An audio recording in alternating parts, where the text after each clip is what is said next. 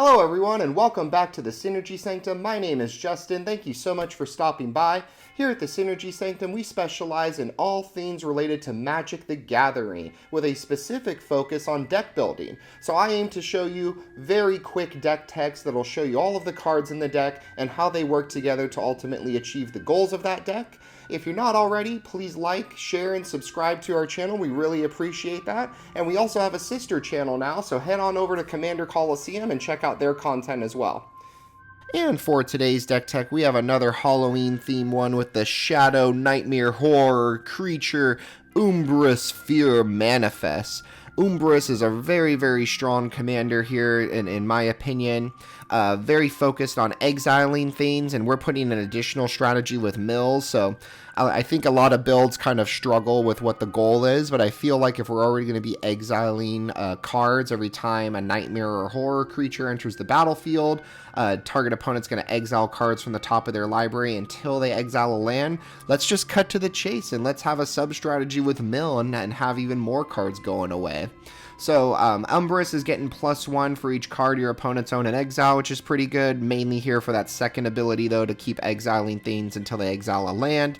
Non-budget, I would feel like 228 to 252 current market value, and our land counts, we are running 35 lands, with only 15 of those being basics between islands and swamps, and 20 of those being non-basics.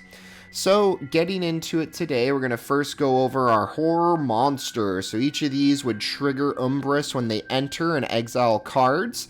Not too many though. This is kind of like a sub-strategy, I feel like, almost, because we're doing this kind of shared theme between exile and mill. But something like Vashta Narada would enter and immediately do Umbris's trigger, and then also has a pretty strong ability at the beginning of end step. If a creature died, it gets a counter, and it has Shadow, which basically is unblockable and indestructible. Really strong. And then speaking of shadows, we have Misery Shadow, which says that if a creature an opponent controls would die, you exile it instead, and then you can pay 1 to give Misery Shadow +1. So kind of having additional exile, even if they happen to play things. Grell Philosopher is really strong when it enters and at the beginning of your upkeep. Each horror you control gains all activated abilities of a target artifact an opponent controls, and you can spend blue mana as though it were mana of any color to activate those abilities. So at a minimum, you're turning everything into mana rocks, and at a maximum, you're getting some crazy kind of artifact ability, really strong here. So Uchulon, another scary monster here, a crab ooze horror. That's like three different subtypes on it, but power is equal to the number of other ones that you control, and then at the beginning of your end step, you can exile a target creature from an opponent's graveyard, and if you do, you create a token that's a copy of him. So really strong, kind of consistent, shadow monsters taking over here. Aboleth Spawn, really strong as well. Whenever a creature entering the battlefield on an opponent control causes a triggered ability of that creature to trigger, you get to copy it. So anything that's relying on ETBs, you're going to get that value as well. Toxrill the Corrosive, Gary from the Secret Lairs, SpongeBob Secret Lairs, but at end step, you're putting slime counters on things. Creatures are getting -1 for each slime on them, and when they die, you get to create a slug, and you can sack slugs for draw. Consuming Aberrations, pretty solid here. Creatures' power and toughness is equal to the number of cards in your opponent's graveyards, which will be a lot. And then whenever you cast a spell, each opponent reveals cards until they reveal a land, and then they put the cards, all of them that they revealed, in their graveyard. So just getting bigger. Ravenous Chupacabra is blowing up a non-black creature. And then Cruel Somnophage says that you can, for its adventure, have someone mill 4 cards, and then its power, similar to the Aberrations, equal to the number of creature cards in all graveyards. And then here is where we are going to play from the Shadow Realm and play from exile. So Umbris is putting them all into exile. We want to kind of take those cards a bit. So something like Siphon Insight lets you look at the top 2 cards of an opponent's library. You get to exile one and you can play it. Arvanox, the Mind Flail, not only is a shadow creature for Umbris' ability, but also has its own ability. At end step, you can exile the bottom card of each opponent's library, and for as long as they remain exiled, you can cast permanents from them. Outrageous Robbery, really strong. Target opponents exiling the top X cards face down. You get to look at them as long as they remain exiled, and you can cast a spell by spending mana of any color. Thief of Sanity takes something off of combat damage and then you can cast it. Dothy Voidwalker, if cards would be put into an opponent's graveyard from anywhere, so this includes mill, you exile them with a void counter, and then you can sack them to cast one. Oblivion Sour is really, really strong as well. Whenever you cast this spell, target opponent exiles the top 4 cards of their library, and then you could put any amount of lands they own from exile onto the battlefield. So this is almost like a later game kind of thing. After we've been exiling a lot, you're going to get to kind of benefit off of this as well. Just really, really strong, getting a ton of land in blue-black. Cunning Rhetoric, if they attack you, they have to exile a card and you can play it for as long as it remains exiled. Intellect Devourer, when it enters, they exile, then you can play lands and cast spells from among them. And then Brainstealer Dragon, similar to the Mind Flail, at the beginning of end step, you're exiling the top card instead of the bottom, and you can cast those. So really, really strong there. And then here are the cards that we are running for mill, 2 slides worth of mill. So it's well and good if we're exiling a bunch of cards, but we don't want to just rely on that. We want a backup strategy with these big mill swings here. So Traumatize, target player, half their library goes to the graveyard. Mind Skinner, if a source you control deals damage, they mill that many cards instead. Mind Crank, anytime they lose life, they mill. Tasha's Hideous Laughter is very, very good in Umbris specifically because they're exiling cards. Phoenix, God of Deception, creatures you control have tapped. Target player puts the top X cards of his or her library into their graveyard, where X is the toughness. Really, really strong. Nephalia, Drownyard, for 3, you can have someone mill 3. Nemesis of Reason, when it attacks, they mill 10. And then there's these 2, Mind Grind and Mind Funeral, that I feel like were older cards, but they're really good here. Mind Grind, each opponent reveals cards from the top of his or her library until they reveal X land cards, and then they put all of them into their graveyard.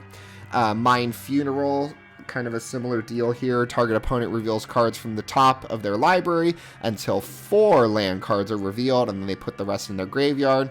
And then Maddening Cacophony, for the kicker cost, lets them mill half their library rounded up. And then a little more mill, Glimpse the Unthinkable, for 2 mana, you can have someone mill a tenth of their deck. So gross. Cut Your Losses, target player mills half their library rounded down. Fraying Sanity, enchants a player, and at their end step, they put the top X cards of their library into their graveyard, where X is the number of cards put into the graveyard from anywhere this turn. So this, with like a Traumatizer, like a half library mill, is going to end the game for that person. We are running the Captain as well. Captain is giving all of your horrors menace, and then when a horror you control deals combat damage to a player, that player mills that many cards. At the beginning of your end step, you choose a creature in their graveyard that was put there, and then you put it on the battlefield. Don't even have to cast it. The Captain is solid in this deck. Fractured Sanity is making everybody mill 14 cards. Drown in Dreams is letting you choose one, but you can choose both if you control your commander, so you can draw a bunch and then have someone mill twice X. And then no mill deck would be complete without Brewvac in it. Brewvac says that if an opponent would mill 1 or more cards, they mill twice that many instead. So again, a finisher with these half library mills.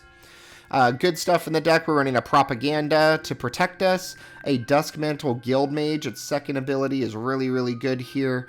Target player puts the top 2 cards of his or her library into their graveyard, so he's mill. But then also, he can make them lose life with the first ability, which is why he's really here. If they would put cards from their graveyard from anywhere, they lose a life every time a card is put into there.